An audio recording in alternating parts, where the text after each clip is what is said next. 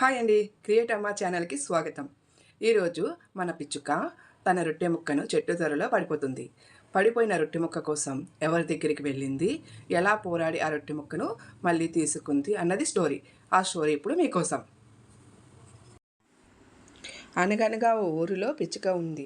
అదేం చేసింది, ఊరిలో తిరిగి ఉలవ గింజలు, చేనులో తిరిగి శనగ గింజలు, పెరట్లో తిరిగి పెసర గింజలు, ఇలాంటి ఎన్నో గింజలు పోగు చేసుకుని కొట్టి కొట్టి కొందంట రొట్టె చేసుకుని చింత చెట్టు మీద కూర్చొని ఆ పిచ్చుక ఆ రొట్టెను ఎగరేసుకుంటూ ఎగరేసుకుంటూ తింటూ ఉంటే చీమ తలకాయంత ముక్క చెట్టు త్వరలో పడిపోయింది.